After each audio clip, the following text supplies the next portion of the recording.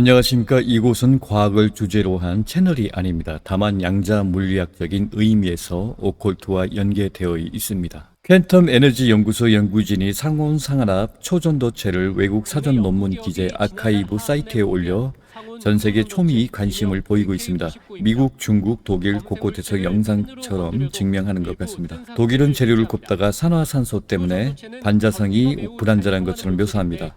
인도는 실패했고 중국은 두 번째 공개된 영상의 시연 영상을 보면 LK99 초전도체가 완전 부양 마이스너 효과와 캔텀 락킹을 보여주는 영상이 보입니다. 흑연이 아닐까 짝퉁을 의심합니다. 전기 전도는 보통 우리가 값싼 구리 전기선을 이용해서 전기를 송전하는데 구리 금속 자체가 원자이기 때문에 전자도 있고 자기장도 있고 비집고 가다가 충돌하고 방해되고 하니까 전자와 원자가 붕괴되고 저항이 생기고 열이 발생합니다. 그래서 기존의 초전도체는 실험물에 따라 270도, 140도 절대 온도의 원자가 진동을 멈추어 전자가 방해 없이 초전도가 된다고 하는 것입니다. 그렇다면 상온상압 초전도체는 도대체 뭘까요? 그 물질이 원자 진동을 멈추어 있다거나 아니면 원자 진동은 되는데 초전도가 된다는 것인지 지금은 알 수가 없습니다. 내부 관련자들은 기존의 초전도체는 맞다고 합니다. 그렇지만 반자성은 확실치 않은데 성분이 고열과 고압에서 골고루 섞여야 하고 육각 분자 구조가 잘 배열되어야 하지 않을까 봅니다.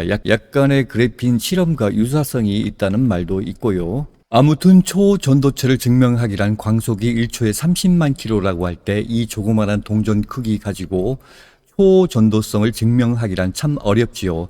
그래서 수학과 광학 검증이 필요하겠죠. 지난 연구들을 보면 결정 구조가 수학인지 몰라도 아무튼 삼각구조, 육각구조, 옥탑구조도 보입니다. 국내는 물론이고 국외에서도 뜨거운 반응이 있는데 공개된 레시피대로 성공을 보이는 반면 부정적인 여론도 있습니다. 초전도 물질, 반자성이다 또는 새로운 물질이 발견일 수도 있다 등 강자성, 상자성, 반자성 이야기도 있고 공개된 영상이나 논문은 허술하게 공개해서 그 진위는 특허 문제로 감추고 일부를 보여준 거라고도 말합니다.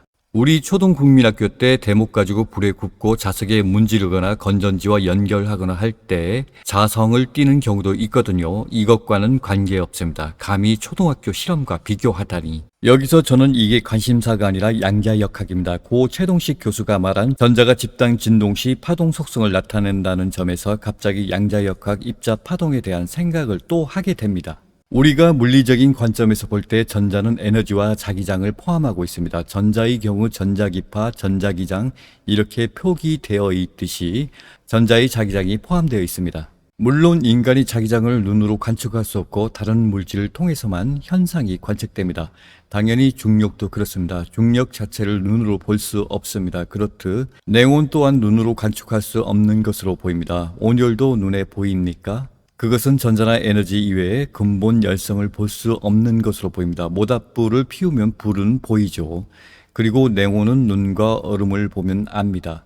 그러나 본체 자체는 보이지 않습니다.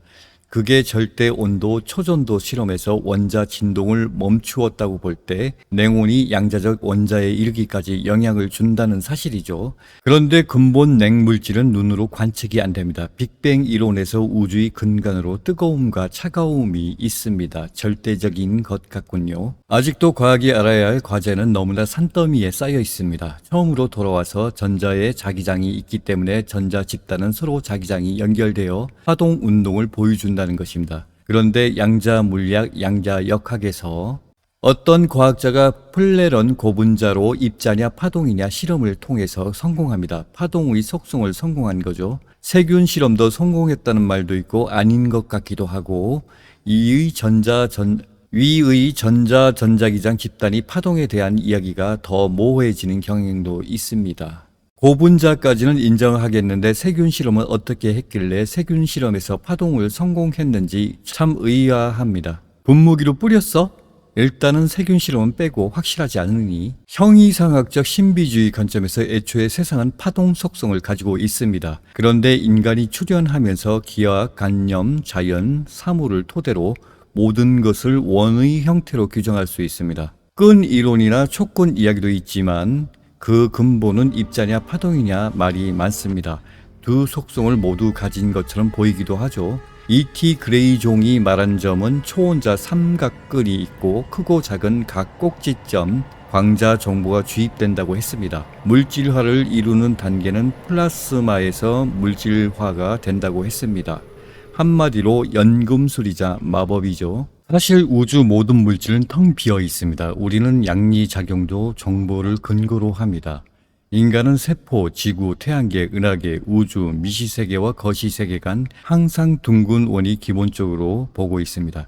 그래서 입자를 생각할 때 호두알 같은 또는 깨알 같은 작은 알갱이를 떠올립니다.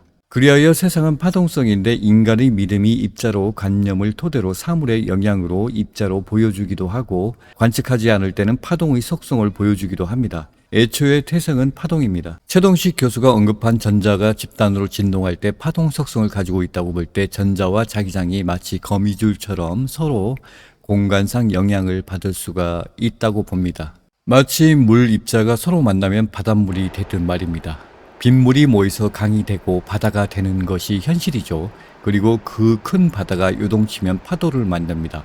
더 큰 파도가 있는 곳도 있고 작은 파도가 치는 곳도 있습니다. 그래서 한 가지는 이해했는데요.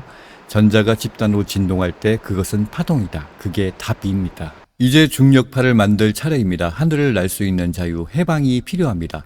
음식을 얻을 수 있는 자유, 기술을 얻을 수 있는 자유, 하우스를 얻을 수 있는 자유, 에너지를 얻을 수 있는 자유, 하늘을 날 수 있는 자유, 공간의 제약으로부터 자유, 질병으로부터 자유, 자급자족 경제적 자유, 불멸을 얻고 필멸로부터 자유, 그리고 깨달음이 있습니다.